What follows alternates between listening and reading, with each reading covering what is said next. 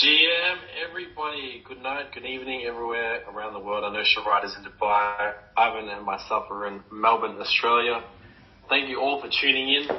This is probably your first ever LinkedIn audio space, and if not, it's your first time trying it out. So, a few things, very much like Twitter, for those that have come from Twitter. You've got a react button on the bottom right. So if you like something that Sharad and myself says, throw up a love heart, and we'll continue talking about it. If you want Ivan to stop talking, there's no down button, so you can give him a good thumbs up. In terms of this conversation, if you guys want to ask any questions, the top right, there's 3 dots. If you click on the 3 dots, you can press View Event Details, and you can actually comment on Ivan's post. That way we can ask the people in the audience or anybody to come up, or Sharad a personal question, and we can continue the conversation. Whilst we do have the other speakers come through, we'll do a bit of an icebreaker just for Sharad. One, how is Dubai right now, and how's it popping at the moment? I know you did mention that there are a few events happening, but more importantly, what's your favorite recent use of AI? Let's start off with that, Sharad, GM. Yeah, okay. Thanks, Ivan and Daniel, for hosting this show. Happy to be here, and want to wish our audience a very happy good afternoon from Dubai. And as I was telling you, Dubai is truly going to be the hub of the Web3 space. And I say that because Dubai is the only city on the planet that has a documented Metaverse strategy. There is no other country, to my knowledge, that has already created this roadmap. So Dubai clearly has got a head start, and I believe that the center of gravity in this industry is shifting to Dubai, because a lot of companies from across the globe are moving to Dubai to set up their offices. And just to put on record, last year alone, some 1,500 organizations in the crypto space already registered in Dubai. So you can see that there's a lot of action here. The other important thing to note is that Dubai has decided that the value of the economy going forward will be determined by GMP, which is the gross metaverse product, instead of GDP. This clearly illustrates the government's intention to push the metaverse and Web3 builds. And the other interesting thing that's happening in Dubai is that most of the government departments are creating immersive experiences in the metaverse for all the citizens. So you can go to a website, and through an immersive experience, you can interact with the government without any human interaction. So this is clearly, a step in the right direction, and I believe a lot of private sector organizations will also follow suit. So yeah, that's a very quick update from Dubai in terms of what's happening here. And to answer your second point, a lot of events are happening in Dubai and in the region per se. There is the LEAP conference next week in Saudi Arabia, followed by the Tomorrow conference from 8th to 10th, where I also happen to be speaking about Metaverse for Business. So yeah, I welcome you guys to visit Dubai and catch up with all the action. That is a very interesting point around government measuring, instead of gross domestic product or GDP, the gross metaverse product. That is, I've never heard of that. I'd love to, if you could drop a link under Ivan's status for everybody. And keep in mind, everyone, the space or the audio space is being recorded, so you can listen to it if you jumped in late, or you do have to run for dinner or lunch or breakfast, anywhere you are listening. Candyce, just jumping in, why don't you give us a bit of an update what's happening in your world? I'll pass it then to Rita, and then we'll begin the show. Candyce, GM.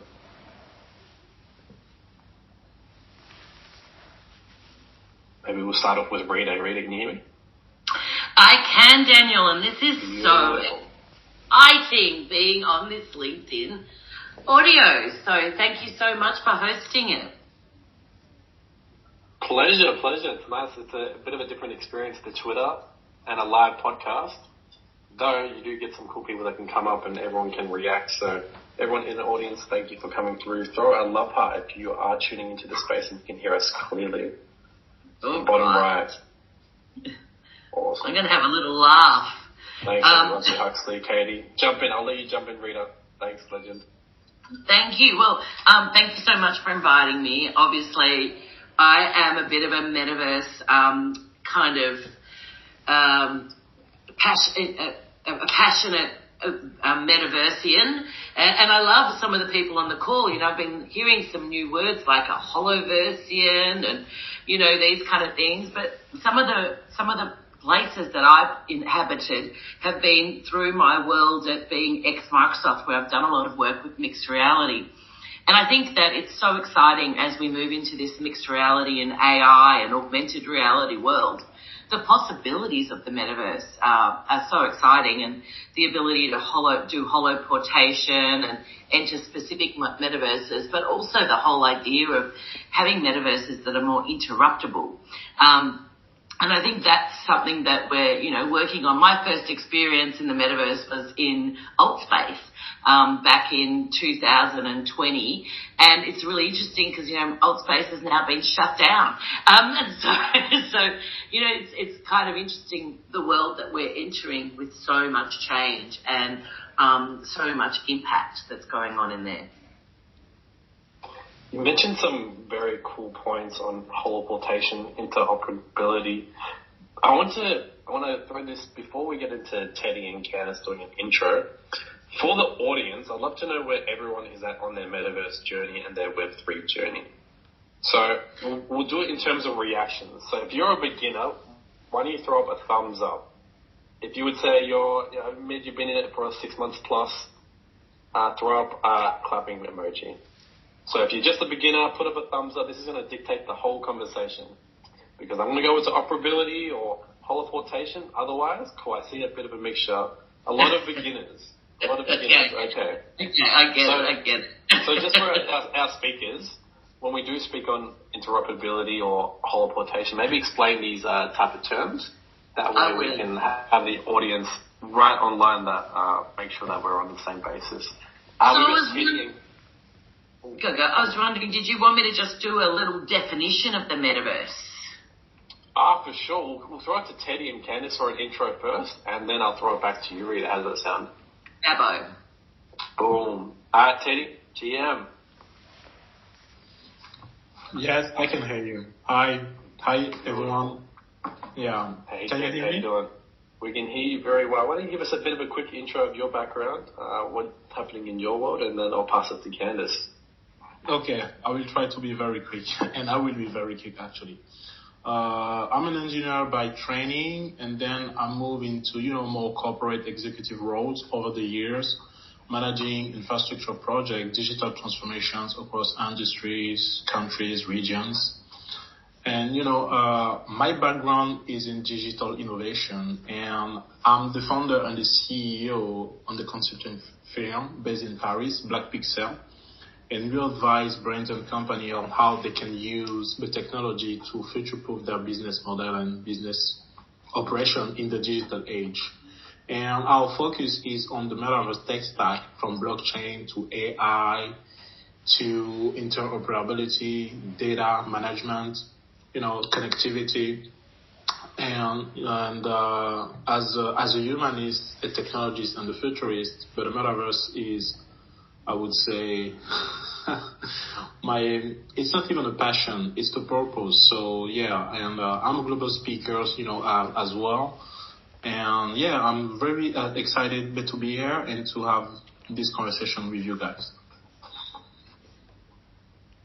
Thanks for sharing your purpose. The metaverse is your purpose. I'd like to hear around why. Before we do that, pass it to Candice. Candice, can you hear us? I know you're jumping in and out. Yes, I can hear you. Can you hear me now even? Yeah, cool. Yes, awesome. I can hear you nice and clearly. Cool, thank you. Thank you for the invitation. I'm super happy to be here. My name is Candyce Costa. I have been working and very, very excited about Metaverse and crypto NFTs for the past 5 years, and very, very serious in the past 3 years. I am the founder of NFT Lab, and we have been doing educational seminars and educational conferences from the past year. Last year we have 42 speakers talking about from crypto artists that were running NFT projects.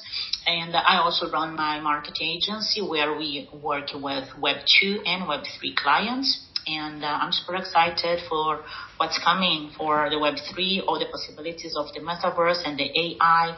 And apart of being pretty excited, I'm very, very down to earth that we are starting a new era. So a lot of things has to be built.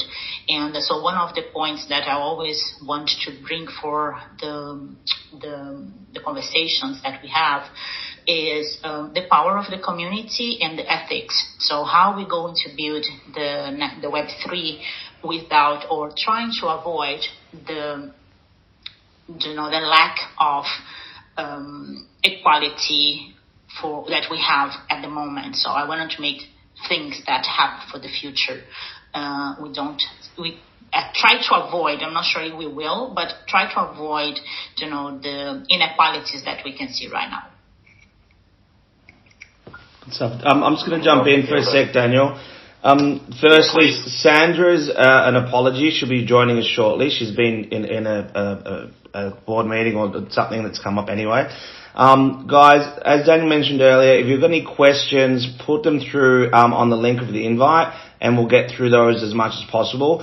If we don't get through them, the speakers will jump in, and the idea of this platform is to start building community and to network. So there's no dumb questions. You might have an insight. You might have a burning desire to have a statement. Use the newsfeed component to do that. We've done that in the past. It's powerful.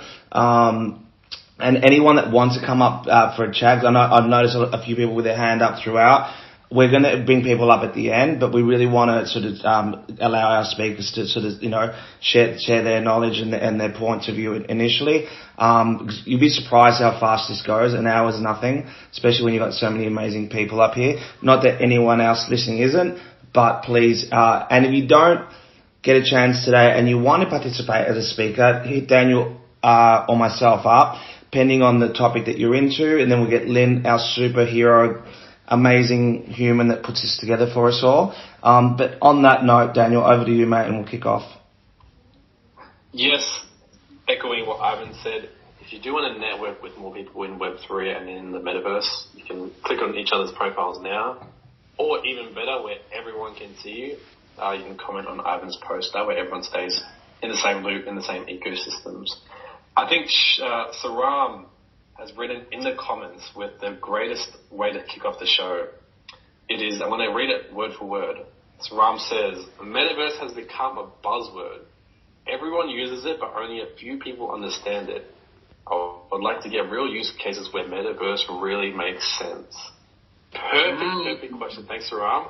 Rita, would you like to kick that off? Metaverse has become a buzzword. It really has. And, the Metaverse word has been around for a long time.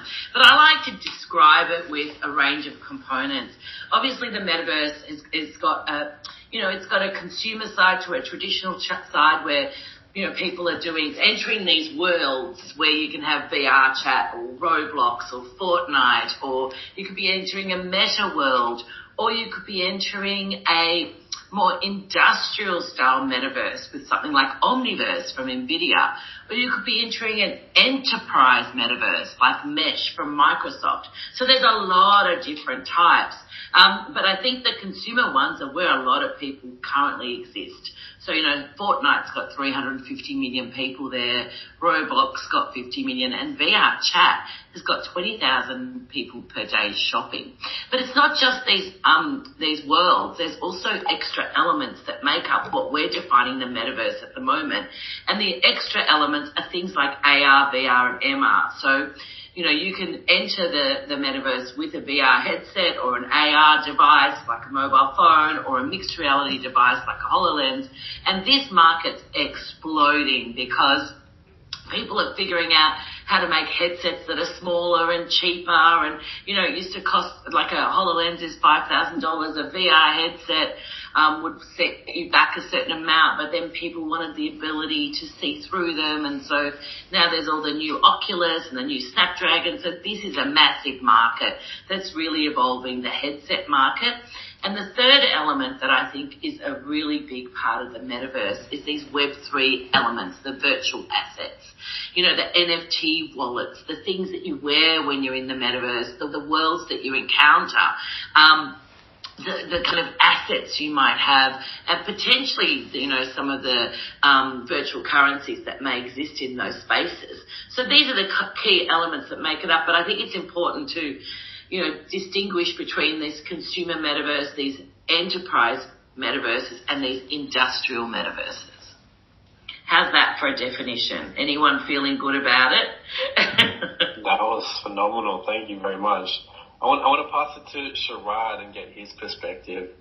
What's been your most favorite use of AI or metaverse? Maybe stick to the metaverse topic for now, and then we'll switch to AI halfway. But in terms of metaverse, what's been your favorite use cases where you see people using it? Because we've seen all these products being built, but where are people actually utilizing their products? Yeah, Daniel, I have quite a few favorites actually. So if you allow me a couple of minutes, I'd like to talk about how Emirates Airlines is using the metaverse to train 4,000 new crew members who've joined them recently. So it's being built as we speak, and I think it's a terrific use case for training and HR for organizations to look into the possibility of saving time and money, because Emirates by definition has an international crew from 60 plus countries. So just imagine they don't have to travel to Dubai anymore, stay here for 2 months and undergo that training. It will all happen in the metaverse with immersive experiences seamlessly from wherever they are. So that's a great use case in my opinion for the airlines industry. Jumping on to, let's say, the healthcare industry, I see a great use of the metaverse. And here I want to give a shout out to a young 21-year-old Alistair Bernigo, who I recently met at NFT London. And this young lad, a Gen Z, calls himself a futurist. So a 21-year-old is so confident, he calls himself a futurist. And I think he deserves that because he has launched something called Metaverse of Senses. So I do suggest to the audience to check out this metaverse. Do connect with him on LinkedIn. And basically what he's done is doctors with 90% accuracy can remotely predict the health of our organs through his solution. In other words, the organs like kidney, liver, etc. emit a particular kind of odor which his technology can detect in the metaverse.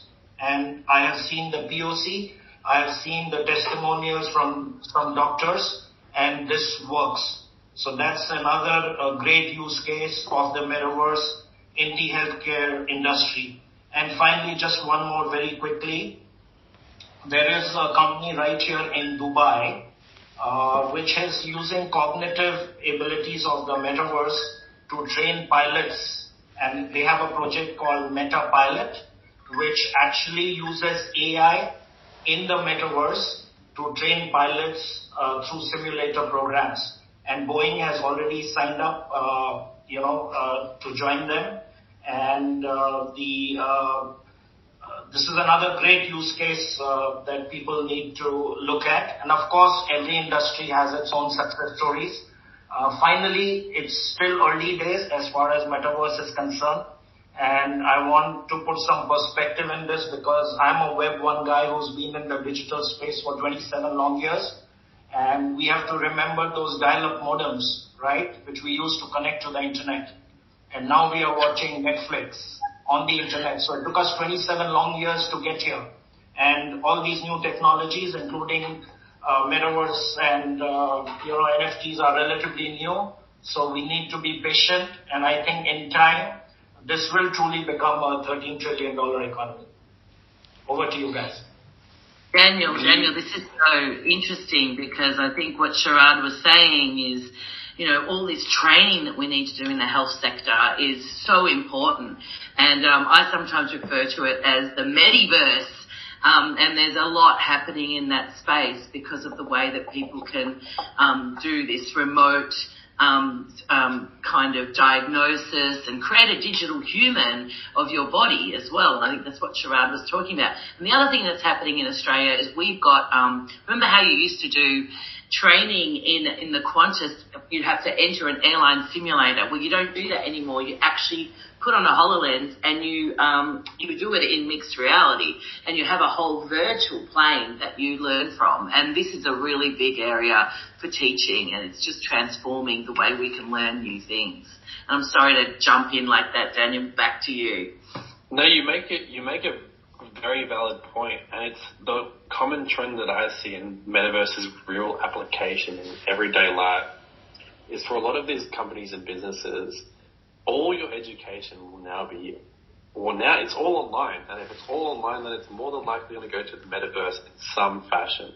If that's the use case that we're all taking it in, I mean, Shiraz made an excellent point on aeroplanes or Emirates more so, going to training, the medical industry going to training. Teddy, I'd love to hear for yourself. Oh, sorry guys, it's in the car and someone smacked me from behind, which is good fun. Teddy, I'd love to hear from your point of view. What are the most interesting use cases of Metaverse, and where are people getting it wrong? Ivan, please take over for a second. Yeah, no worries, Daniel. I have a very interesting, and different perspective on the Metaverse, right? I think the Metaverse is not a virtual space. It's not how we use immersive technologies to replicate what we can do in real life to make it more convenient and to get rid of the barrier of time, space, and everything, right? And, and also to reduce the cost of training, education, whatever, right? I think the Metaverse is more about a moment in time and history when we can leverage technology, convergent technologies, to remove the barriers between the physical experience and the digital one. So, and to bring the convenience of the digital and the easiness of the digital into the real world, and to bring the, I would say, human experience of the real world into the digital space. So for me, the Metaverse is the merge, the fusion of the physical realm and the digital one, right, through the medium of technologies. And to do so, we are using now, I would say, technologies which are much more mature than they used to be, which wasn't part of the infrastructure of the internet, of the traditional infrastructure of the internet, right? Internet stands for interconnected network. So it's a network made of, data pool, protocols, and data centers and so on, right? And such technologies as blockchain, artificial intelligence, and immersive technology, it wasn't part of the traditional infrastructure supporting the internet, right?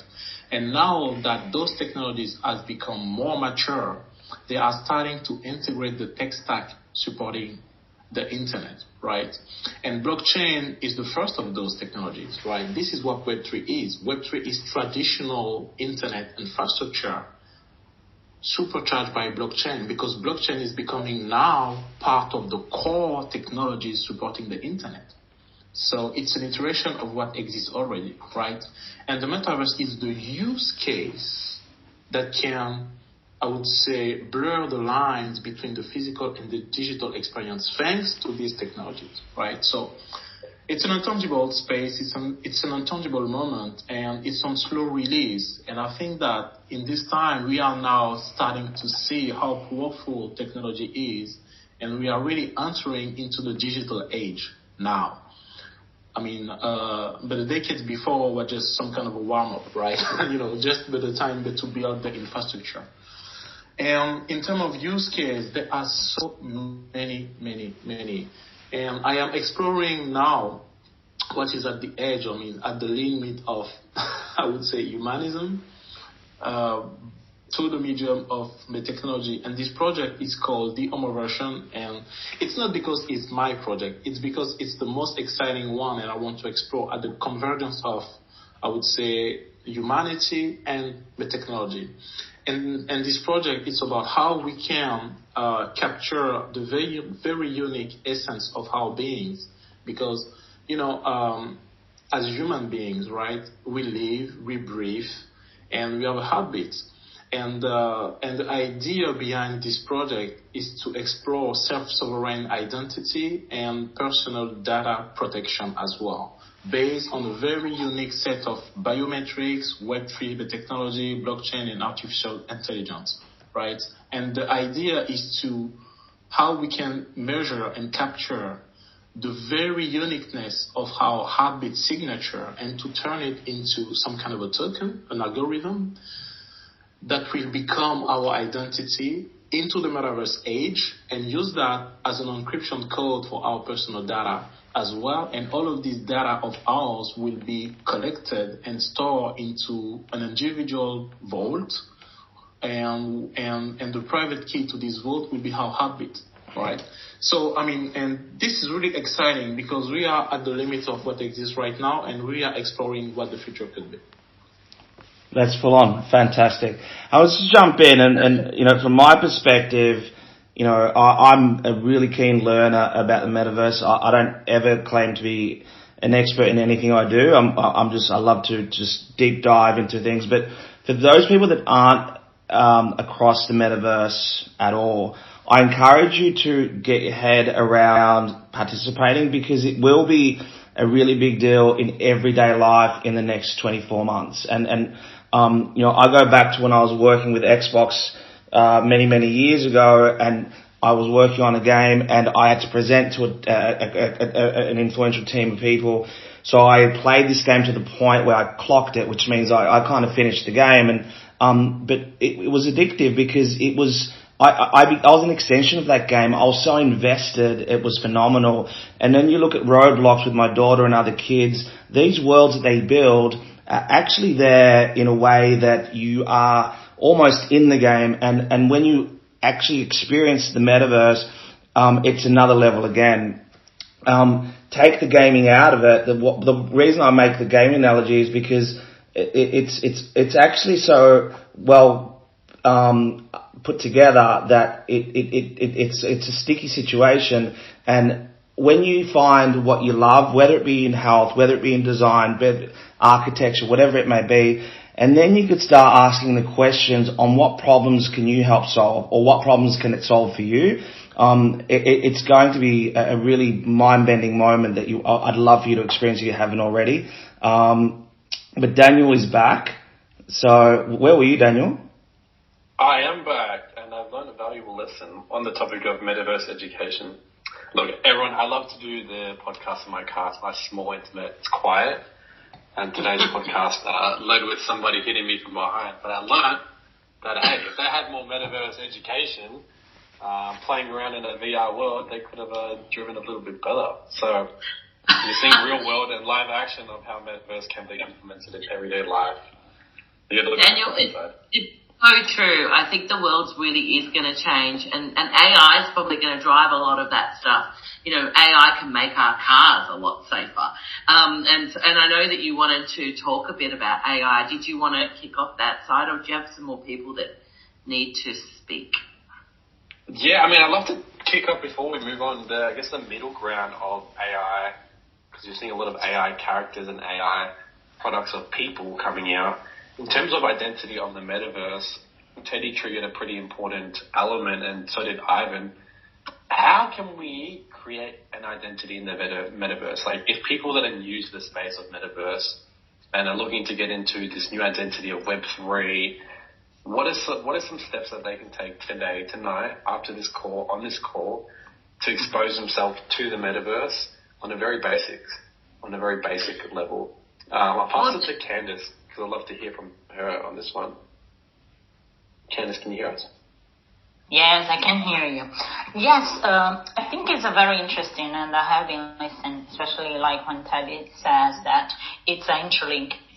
That the metaverse will be an interlink between our real life and our digital life. So one of the things that I talk a lot is about the power of the community. But to build this community, we need to understand what makes us feel part of a community. So you cannot build a group of people, or you cannot build a community or an organization, whatever the name it is, without people having the same, like liking the same, or having the same likes, or having the same thoughts, or understanding and having, like, for example, the same cause, so people come together because they can see each other and they can recognize themselves. So this is the power of the community. On the metaverse, I think it will be this interaction between the real you and the you in the digital world, which will bring, for me, in my perspective, especially working with a lot of the young generation, a very fluid personality, because as a gamer, and I also worked for Xbox years ago, which was funny. I just wanted to drop this here. The gaming community is very much interested and already immersing themselves in another realities. When you, for example, we hear a lot when, teenagers or 20s or 30 years old says, oh my goodness, I spent hours on the video game or just playing around, and my mom or my parents say, you spend too much time on playing video game. And sometimes if you're not a gamer, you do not understand that when you are playing a video game, whatever it is, if it's Roblox, Minecraft, Lara, Craft, or whatever, Call of Duty, you are a different yourself. For example, you are your gaming persona. So this is already for the gaming community. I am the real person and I am the gaming person. So this is going, sorry. So Candyce, I think there's also the work persona when you enter your work persona. Exactly. Yeah, definitely. I totally agree with you, Rita. For years and years, I was in sales, and I was another person because, for example, everybody knew me as C. Costa. And for years and years and years, people didn't even know that I was a woman because I was in the tech industry, So I usually use C. Costa, and nobody knew that I was a woman, because that helps me to break some companies, hierarchy and go faster to the right person to sign the contract. So we have our persona. So doesn't matter where you're going to immerse yourself, you are going to have like this mask, So I think we are going to have that when we are living maybe in 10 years or in 20 years in this hybrid life, where you can be yourself with your family, you can be a gamer, killing people in Call of Duty, or being in a fashion industry because, you are in your home in pajamas. But, for example, myself, when I go for fashion metaverse events, I use my crystal wings, so I can be a different person that I cannot walk on the streets wearing a crystal wings, because people are gonna look to me and say, oh my goodness, this woman is crazy, So I think we are going to go for this era where we are going to be much more fluid, and this is me, without losing ourselves. I'm not saying that you create personas and you're going to lose ourselves. The real you. The real you is there. I think Candyce, Teddy was talking about, and I think even Sharad mentioned it, this whole concept of being able to have a digital twin of yourself, which will then help you with your medical challenges and all those kind of things. And so, as AI becomes more prevalent, a lot of these kind of prediction techniques or computer vision techniques or natural language techniques, like one of my favorite features of the enterprise metaverse is I can walk in and I can speak English, but it will translate what I'm saying into Korean, so I can talk to my Korean colleague. And so there's all these amazing things that actually happen when you're in these metaverses that don't actually happen in real life. And these are extra features that we're getting superpowers from AI in a lot of ways. No, definitely. Like this is just the beginning, isn't it? So what we can, the kind of I love when you say superpowers, because this is the real truth. Like in one point we are going to be, be able to do whatever we want without even thinking. Like nowadays, if you go to, if you travel and you go to a supermarket, you try to get a train. In Sweden or in Japan, sometimes you get lost because, without your Google translator, you don't understand the language. So in one point, we are not going to have these barriers anymore. So not just in the translations but I think in everything, like more and more things are going to be discovered. More and more people, especially the smartest people, they will find new ways of using everything. And all of those in one point, when we have a real hybrid world, we can see a little bit like living in a sci-fi movie. So this is, the thing that keeps me excited. Hybrid. I mean, hybrid is very much, metaverse is fully immersed. We think of goggles, and we also have the idea of the glasses. And I know Rita is big on metaverse and glasses and virtual reality. Love to hear on Rita your end. I have a question from the audience when they talk about when do you think we will get to the haptic feedback of being able to actually touch each other in the metaverse, hugs, kisses, being able to physically feel it, because that also comes with a dangerous nature to it as well, right? Because you can begin to feel things in the metaverse. You can also feel a hug, which is beautiful and loving. But when Ivan throws a punch at you, it's not going to be too nice. So when are we going to see? I'm a lover, not a fighter, Daniel. Of course. Only hugs from you. You know what, Daniel? I had my first metaverse experience in my lounge room, and a colleague of mine entered my lounge room, and we were both avatars. We're walking around. We were in Mesh, which is the Microsoft kind of enterprise metaverse. And what was really amazing is it had 3D sound, so I felt him moving around me. And so there's going to be like these kind of ways that we're going to impersonate being in the same room together.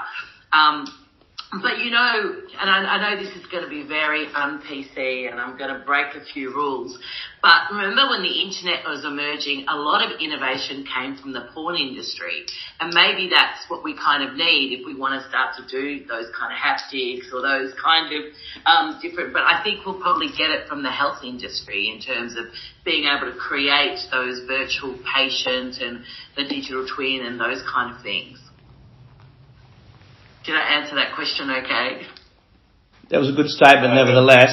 Can someone please jump in and just the dummy version, high level, the difference between a metaverse versus augmented versus virtual reality?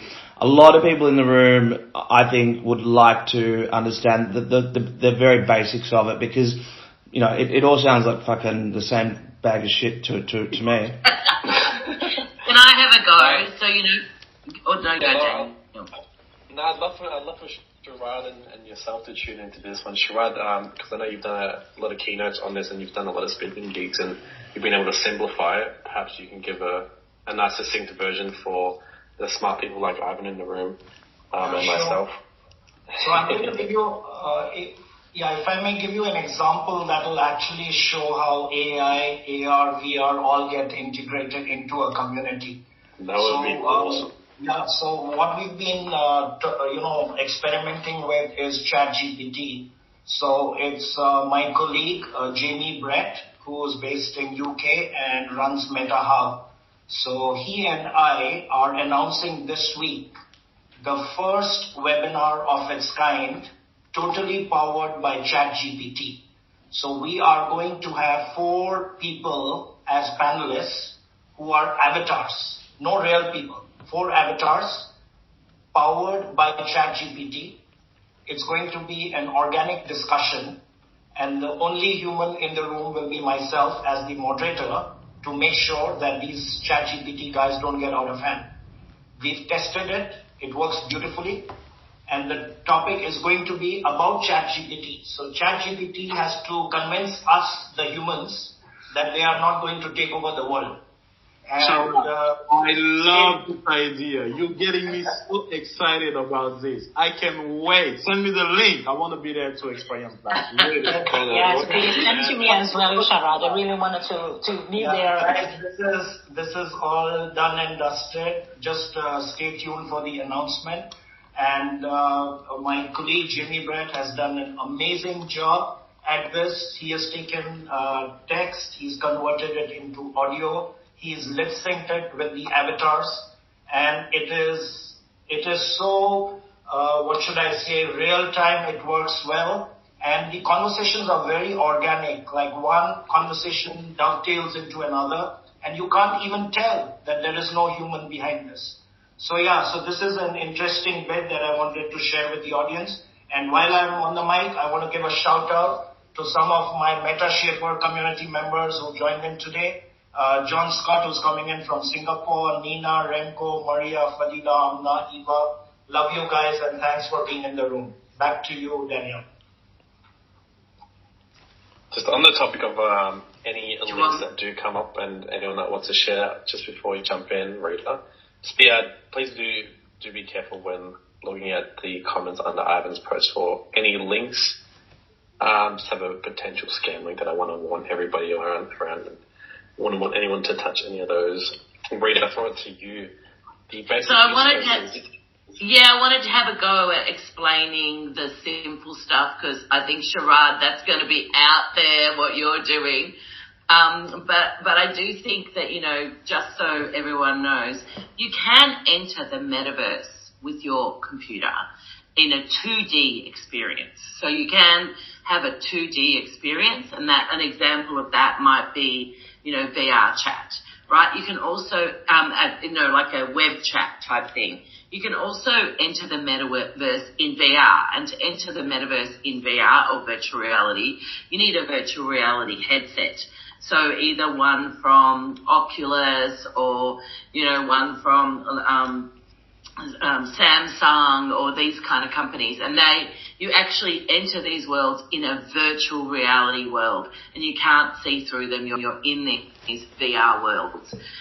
Another way to use it is augmented reality, where you're using like some of the new modern headsets that have been coming out. They've got a pass-through in them, and so there you can actually augment your world with holograms, and that's Microsoft was one of the first with the HoloLens, but there's also heaps of other ones coming out.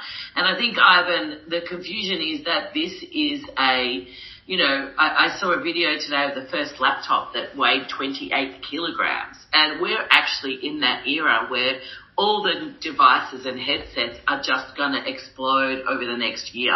The processors are getting smaller, the screens are getting smaller, the ability to see holograms is getting much more clearer and more sharp, and being able to, and the spatial computing is also allowing us to place them in places that make sense as well. How's that? Are you feeling more comfortable about what these worlds are all? No, not at all. You guys are terrible. The complete opposite. You guys are just so clever that I just jump on as the common man to just dismiss the complexity of it all, because, a lot of people are in the metaverse on their desktop, on their laptop, on their iPads, etc. And then there's people like you, Rita, that are using these very cool tech sort of headgear, which we don't all have access to, which is the way to go, and they will be in the market in spades this year. But yeah, I know that they all serve a different purpose, but they're all equally exciting for different reasons. Yeah, absolutely. And then when you add AI into the metaverse, it means that you can do things like, you know, as I said, have language, do the chat GPT where you can talk to, it's going to be pretty scary, talk to other people that might not be human. Also, you can see objects and, you know, understand the complexity, use computer vision, and start using some of these deeper technologies that AI delivers. And I did want to just mention one thing, and I think this is quite important, and it relates to something that Candyce was saying. One of my initiatives at the moment is to build a responsible AI network for Australia. And, you know, as these things emerge, we need to start thinking about how to make them responsible and fair and not have biases and all these kind of things, and so that is going to be a really big part of maturing the industry. Let's talk about that, because there are clear challenges that will come with AI. So what do we think a majority of people are getting wrong when they're looking at AI and its next steps and where we're going? Right. So I think what's happening in Australia in particular is the adoption. People are doing pilots, but they're not adopting them at scale. And that's because, you know, it's still really hard to define responsible AI. And so a lot of organisations, like standard organisations, governance organisations, principals, and as well leaders are kind of we need to educate ourselves into how to create responsible AI. And it's actually about the AI life cycle, like when you collect the data, what do you do with the data? You know, how do you update it? How do you check the model drift? And then, you know, what's the experience like for the user? Does everyone have the same experience? And it's like really thinking about that AI life cycle of your solution. And so these things are going to start to help us make it more responsible in the same way that we had, you know, when the web first came out, we didn't have accessibility on the web, and we had to work at it to make it easier for people with all abilities to access the web. So that's kind of where we're kind of going through at the moment with AI and the metaverse as well. Hey, I'm just going to jump in. Sorry, Daniel, I'm just going to jump in for a sec. This is just a challenge, whether you choose to do it or not. It's entirely up to you, clearly. But if I want to challenge people to think about what you've heard from some of these amazing speakers, and you know, share a thought or something that you've learned on your LinkedIn page. And if you tag Pixel Boss in that, I'm going to give away from someone in this session today a membership to our club. And for those that don't know, so Pixel Boss, we have a private club in Melbourne. It's a physical space. We'll be having them up the East Coast in Sydney and Queensland. And we're also going to be collaborating with running club events around the world later this year. When you look at our committee, our purpose and what we're building, you'll see that we're building on the shoulders of monsters. And what I mean by that is we've got some really amazing people that have achieved so much across legal, accounting, business. Rita is one of those beautiful humans on our committee. And anyway, have a little look.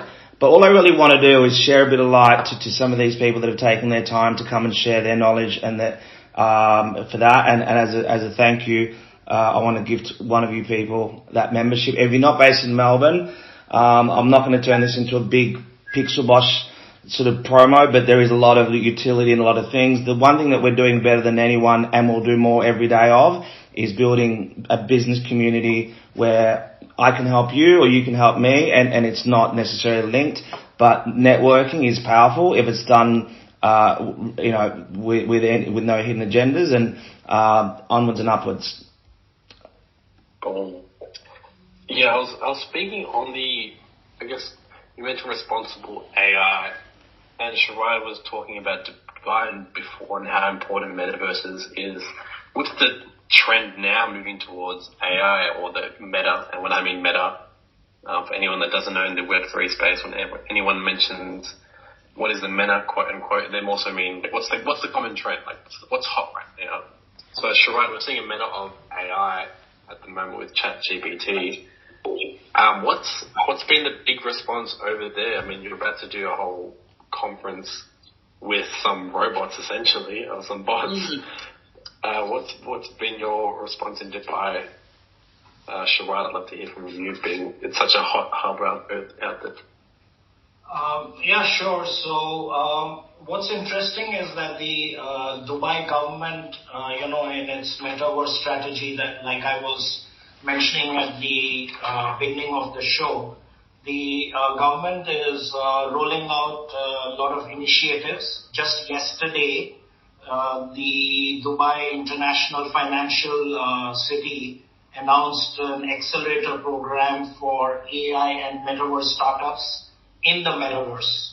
So that's a first from this part of the world. And I actually made a post about this on LinkedIn last evening. So for those in our audience who are interested in knowing more, you can check that out. That's an interesting initiative.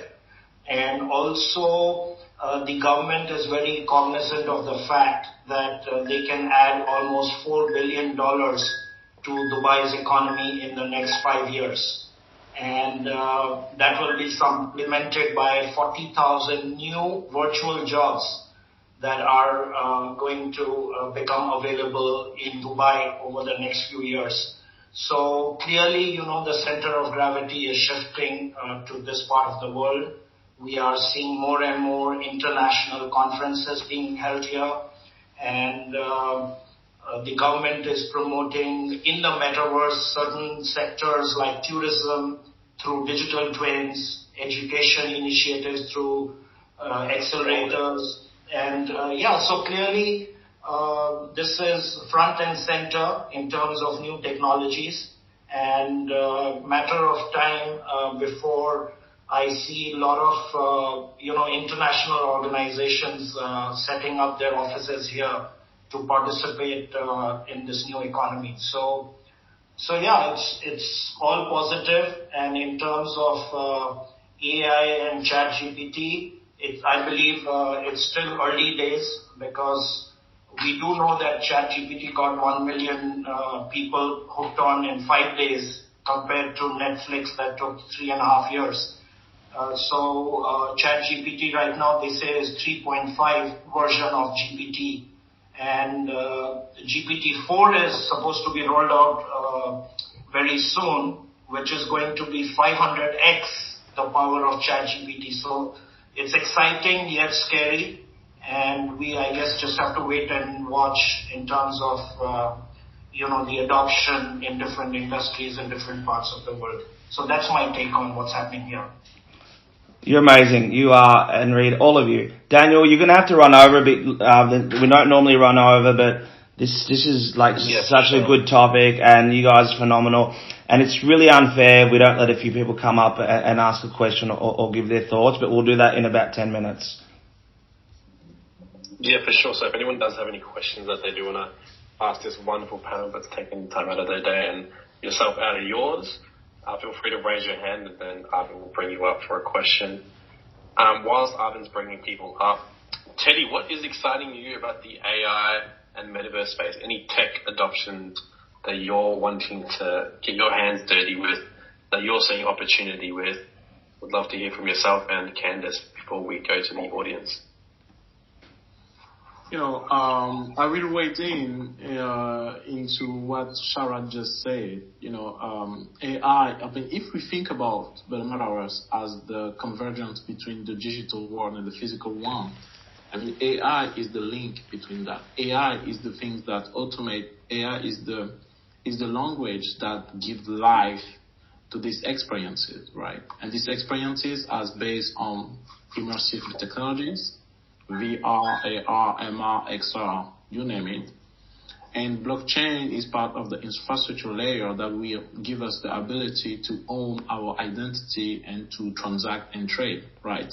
So we have the infrastructure, Web3, traditional web with forward by blockchain. We have the experience, which is immersive technologies, and then we have AI, which is the brain, behind all of this, right? And I feel like it's really exciting because just as Rita mentioned and just Candyce mentioned as well, what we are building now is the base ground to the future, and everything we have seen into sci-fi movies will become real. And we are building the tech stack now to move into that direction. So this is what is really exciting. And we need to understand that AI must be the most powerful tool ever that humankind has created, right? And, until we reach the singularity point, which is the moment when AI become self-conscious about itself and start improving himself by himself. It's not about, machine learning or deep learning. It's about having a consciousness, right? We are not there yet.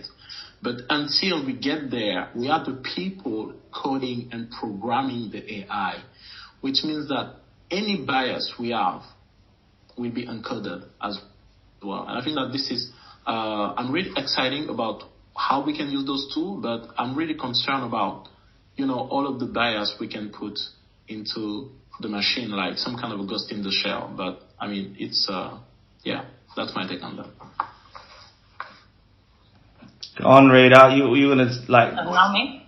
Oh, sorry. No, you guys. I kept muting Rita, and Rita kept unmuting herself. She's just the naughty kid in the corner. No worries. So answering the question, I'm really, really excited. So in my marketing agency, we are for the past 6 months just running everything that is based in AI that can help us do your jobs better. So I have been for example, at the moment we are just launching our new website, and our new website is 100% based on AI. So everything has been created by AI. The content, the video. So I'm super mega excited about the video that I found, the tool that I found, because we can create any sort of videos, and you just put the content, the written content there. So you, in the end, you have the video with the avatar moving their mouse and following what you have written. And you can add everything. And the most beautiful part of everything was I translated to another 2 languages that I'm fluent. And when I read, the translation was beautiful. I just tweaked a little bit, but it was amazing. So the work that take us for example, to run educational, to deliver to a client, for example, an educational course for their company that usually take us like 2 months to do, and we have done it in a month. So that is amazing. So with these AI tools, I'm super excited about the more Metaverse thing. It will be a new avatar as a new company that is coming up probably by the summer. And I'm testing the avatars where we can do the avatar very fluid. So you don't have to say like it's a male or female, or you can put elves ears, you can change the color of your eyes and everything, but in a much more fluid way. That is, these avatars are going to be built for the new generation, for the millennials, even Zetas, and the little girls and boys that are playing around Roblox. And if I can go back one question before, I really wanted to leave my take about AR, VR, and Metaverse. Very simple, because I do a lot of onboarding for very, very beginning. So people that don't know anything about Web3, this is the kind of the community that we are building through the NFT Lab. So AR is the augmented reality. So augmented reality is based on the real, so it's in your reality, and we use something that will will augment that reality. So we'll make that so you increase that reality. So it's based on something that is real. The VR is based on the visual. So it's completely visual. So all of the experiences and everything that you live there is based on the visual world and not in the reality. And the Metaverse is this world that we are starting building, and probably will be like a sci-fi movie in the next 20 years. Hope it's helped. Good morning. May I speak? Yes, you may. Sharad, nice to meet you. Pleasure having you up. Thank you so much. We have a few people on the panel, so let's try and keep our questions short and sweet, and we'll try and have the answers the same. But Sharad, kick it off if you have the question to a particular person. That'd be great also. Sure. I have not a question, but a statement. Generally, I am in New York, so it's 5 a.m. So I'm sure, Sharad is in Dubai and you guys are in Australia. So it's time-wise, we are all over the places. So the point I wanted to make was, I have seen multiple evolutions. I've been in this computer science field from the 90s, and I had seen the evolution of web coming in, and the first time I got my Hotmail account, web-based email. And from that time frame, we've had, changes, Yahoo coming in, Google coming in, taking over. Then in the 2005, we saw a whole new world open up in social media with Facebook coming in, and then with Twitter and all that. So I believe we are on the precipice of, if I were to call the original as the first and the social media as the second, I think we are in the precipice of a third evolution or revolution in computer science in our field.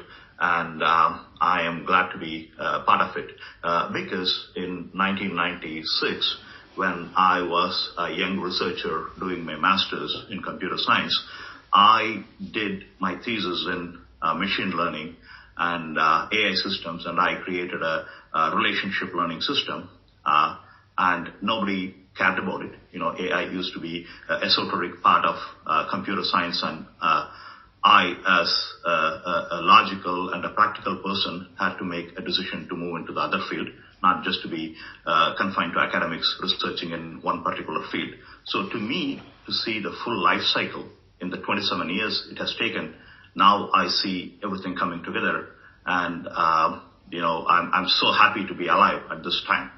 That's all I have to say. That's amazing. My quick question: you're obviously quite, you've been at the tech game for a bit. There's a lot of moving parts, whether it be II, Web3.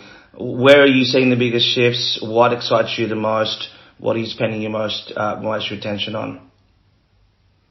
To me, the whole thing coming together. See, if we talk about Web3, we are talking about a whole bunch of technologies coming together. We have blockchain, which is the foundational piece. Then you have NFTs. Then you have, AI. Then you have ML. You have all these technologies coming together. Then, of course, Metaverse, bringing all of this together. So right now, I think we are on the precipice of everything coming together, and we are for the next.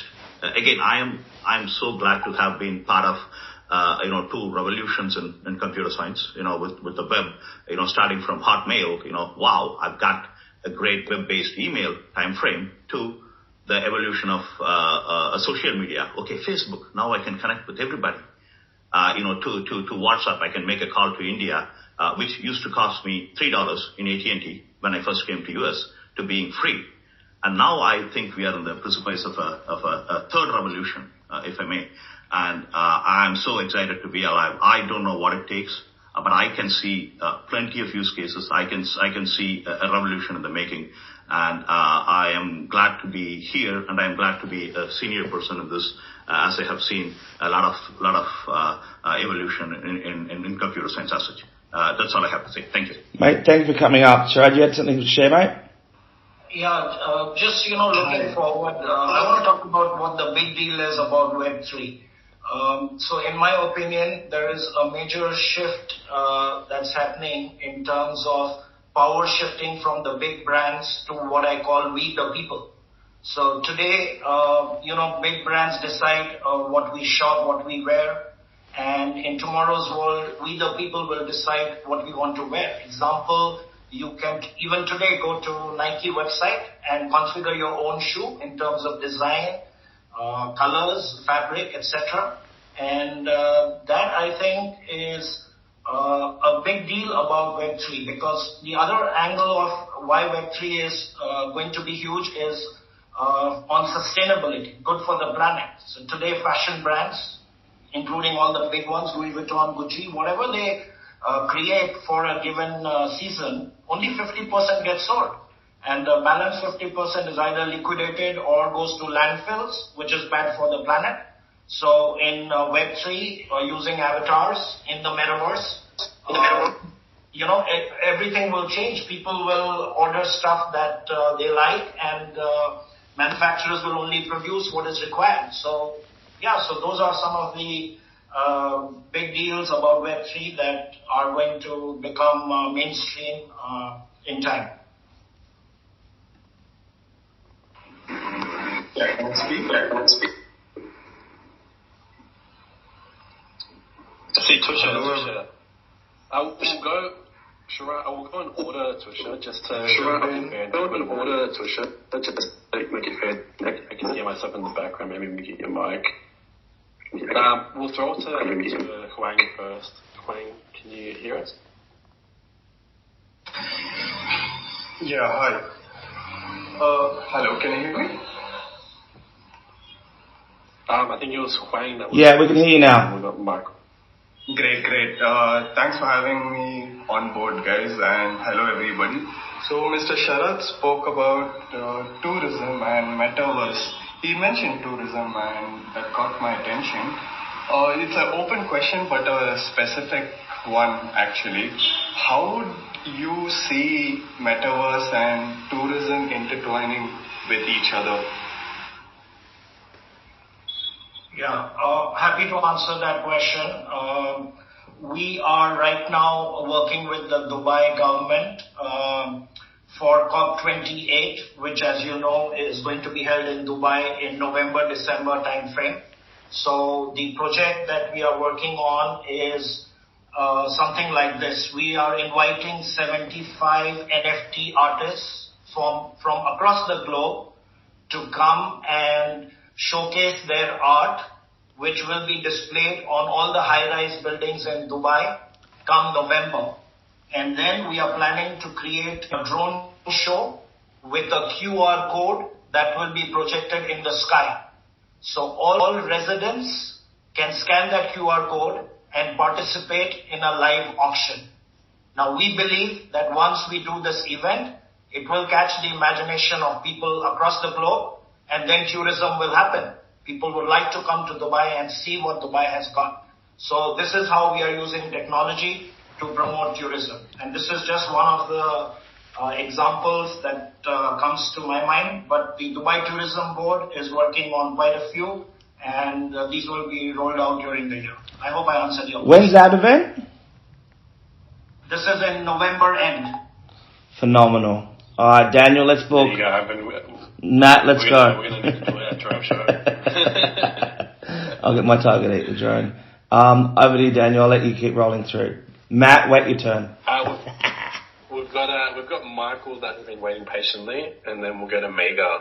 Michael, if you can have a short, sharp, and specific question, that'd be great. Passing it to you, Michael. Hello, can you hear me? Yes, go for it, Matt. All right, thanks for having me on. I was just curious about the connection between the AI or Metaverse with digital design work, specifically with 3D printing or additive manufacturing. I was just curious how those two would be intertwined and maybe help each other out for a better product. I'm sorry to do that to you, Michael. We'll get someone to step in. You're in a very noisy space. But does someone want to? I think he was asking how will AI essentially affect the fashion and design space. Does anyone want to take that question? I can help with that. So I think, Please.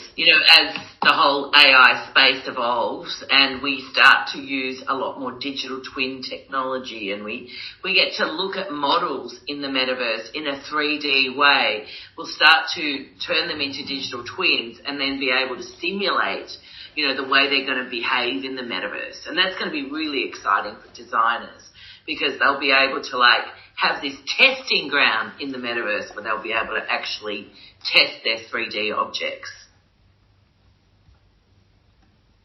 I mean, I can imagine fashion fashion walks that utilize pretty much NFTs and the metaverse itself. Not everyone needs to go to fashion shows anymore to go buy these expensive dresses and showcase their brands. We've got Mega. Mega, do you have a question? Hi. Can you all hear me? Yes. Yes. Welcome. Thank you so much. So as I work in the metaverse, I also work in the metaverse. So my question is to Rita. You told that there are a lot of pilot programs going on. That's what I've also experienced that time, that people get to understand a lot of technology, especially AR, VR, MR. But at the end of the day, it is very difficult for them to actually, use it in their office or while they're working. So why do you think it is only, to be pilot right now and it's not actually happening? I think it's because we need to uplift our knowledge all together, particularly in the leadership space. And I think this is one of the amazing things that Ivan's been doing with his club and, these communities that we want to create. So in the same way that we had to learn about what the internet is, we now have to learn what is AI and what is the metaverse and how do we implement them. So there's a lot of work to be done around, uplifting leadership around what the capabilities of this is. Sure. I hope that answers your question, Mega. Yeah, we've thank you. got Victoria. Matt was first, and then we'll go to Victoria. Matt, G and Toast. Yo, how's it going, everyone? Great conversation, Beautiful. Great topic tonight.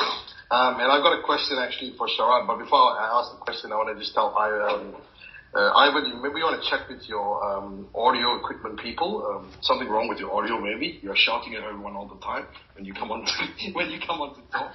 But anyway, Sharad, listen, Sharad, I've got a very good, I love what you're talking about. I love also Rita, what you guys are talking about in terms of the different detailed technology within the metaverses. But this question is in relation to commerce, in relation to capital. Now, Dubai, obviously, Middle East, we know it's massive in terms of capital, what they got. Meta, as in Facebook, Mark Zuckerberg, has lost, I think, close to $10 billion till date in virtual reality, goggles, and metaverse creation matters, right? How is this going to be any different with what the capital that Dubai has to deploy here?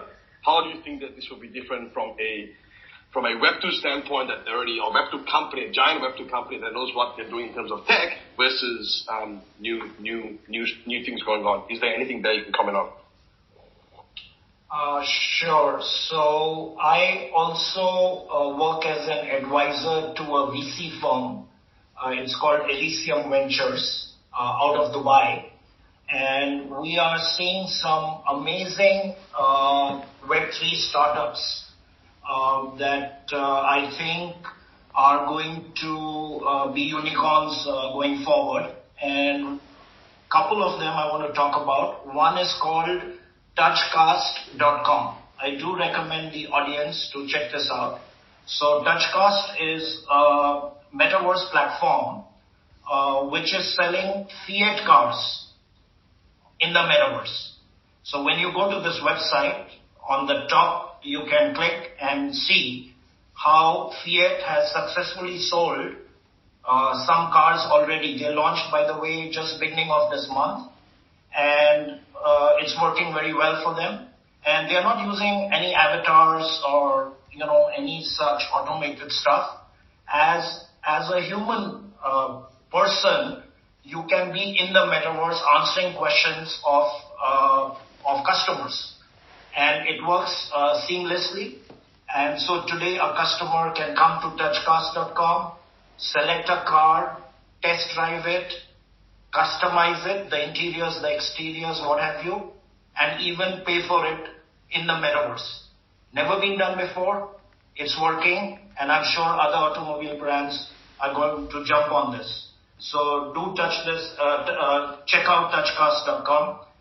This is a good example of using technology in a commercialized way. And the second one, I want to give a shout out. I briefly mentioned it earlier, which is also a Web3 startup from Dubai. You guys might want to follow Diana Deca, Diana, second name Deca. Do connect with her on LinkedIn.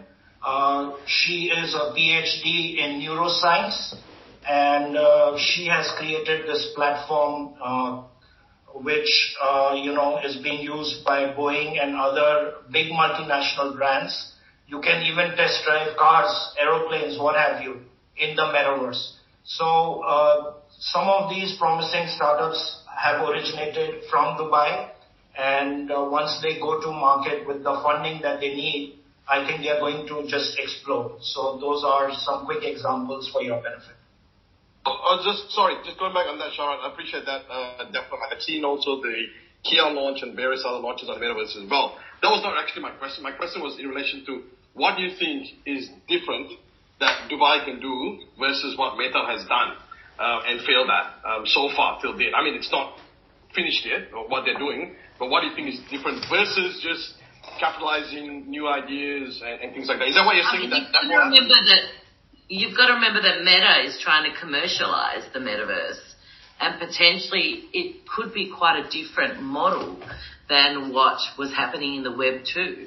So there's a lot of pivoting and thinking that Meta has to do around making that more open. And I think that Sharad was trying to explain that. But Sharad, did you want to add anything around that? No, I mean, Dubai has, I think, already, taken the initiative in creating an environment that is conducive for people to operate in this space. And as a government, that's all public sector can do, right? You have to create a conducive environment. So I think Dubai has succeeded in that. Now it's very easy for anybody from outside the region to come in and establish a virtual company, which earlier was unheard of. You had to have a local partner, an Arab, to set up a business. All that has changed.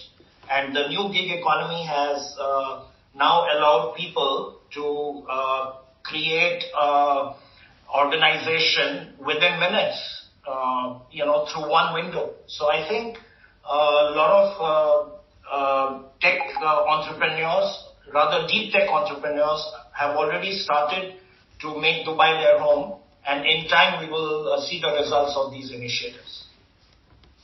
Cool. I'm also set up in Dubai. It's Matt, there as well. So Matt, we'll do another show soon all about you. I'm joking.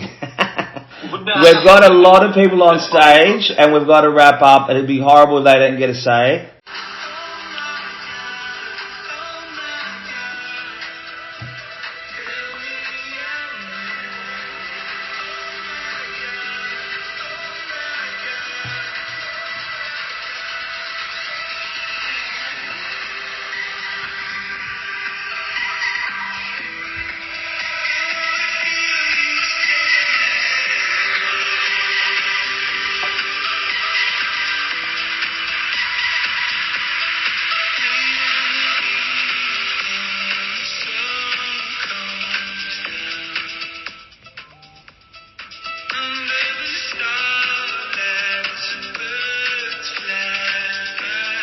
Guys, we'll get another 30 seconds and we'll get started.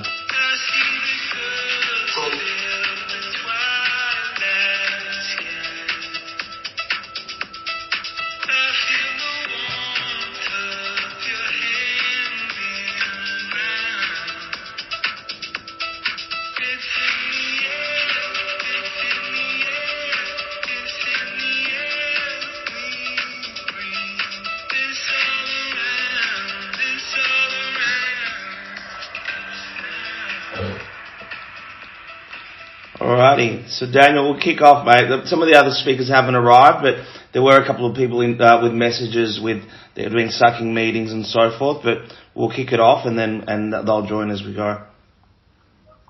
GM, everybody, good night, good evening, everywhere around the world. I know Sharad is in Dubai. Ivan and myself are in Melbourne, Australia. Thank you all for tuning in. This is probably your first ever LinkedIn audio space, and if not, it's your first time trying it out. So a few things, very much like Twitter for those that have come from Twitter. You've got a react button on the bottom right. So if you like something that Sharad and myself says, throw up a love heart and we'll continue talking about it. If you want Ivan to stop talking, there's no down button, so you can give him a good thumbs up. In terms of this conversation, if you guys want to ask any questions, the top right, there's 3 dots. If you click on the 3 dots, you can press view event details and you can actually comment on Ivan's post. That way we can ask the people in the audience or anybody to come up or Sharad a personal question and we can continue the conversation. Whilst we do have the other speakers come through, we'll do a bit of an icebreaker just for Sharad. One, how is Dubai right now and how's it popping at the moment? I know you did mention that there are a few events happening, but more importantly, what's your favorite recent use of AI? Let's start off with that, Sharad GM. Yeah, okay. Thanks, Ivan and Daniel, for hosting this show. Happy to be here and want to wish our audience a very happy good afternoon from Dubai. And as I was telling you, Dubai is truly going to be the hub of the Web3 space. And I say that because Dubai is the only city on the planet that has a documented metaverse strategy. There is no other country, to my knowledge, that has already created this roadmap. So Dubai clearly has got a head start, and I believe that the center of gravity in this industry is shifting to Dubai because a lot of companies from across the globe are moving to Dubai to set up their offices. And just to put on record, last year alone, some 1,500 organizations in the crypto space already registered in Dubai. So you can see that there's a lot of action here. The other important thing to note is that Dubai has decided that the value of the economy going forward will be determined by GMP, which is the gross metaverse product, instead of GDP. This clearly illustrates the government's intention to push the metaverse and Web3 builds. And the other interesting thing that's happening in Dubai is that most of the government departments are creating immersive experiences in the metaverse for all the citizens. So you can go to a website and through an immersive experience, you can interact with the government without any human interaction. So this is clearly, a step in the right direction. And I believe a lot of private sector organizations will also follow suit. So yeah, that's a very quick update from Dubai in terms of what's happening here. And to answer your second point, a lot of events are happening in Dubai and in the region per se. There is the LEAP conference next week in Saudi Arabia, followed by the Tomorrow conference from 8th to 10th, where I also happen to be speaking about Metaverse for Business. So yeah, I welcome you guys to visit Dubai and catch up with all the action. That is a very interesting point around government measuring, instead of gross domestic product or GDP, the gross metaverse product. That is, I've never heard of that. I'd love to, if you could drop a link under Ivan's status for everybody. And keep in mind, everyone, the space or the audio space is being recorded, so you can listen to it if you jumped it in late, or you do have to run for dinner or lunch or breakfast, anywhere you are listening. Candyce, just jumping in, why don't you give us a bit of an update what's happening in your world? I'll pass it then to Rita, and then we'll begin the show. Candyce, GM.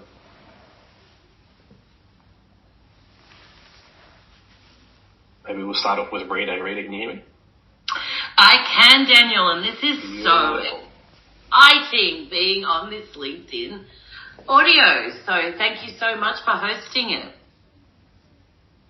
Pleasure. It's nice. It's a bit of a different experience to Twitter and a live podcast.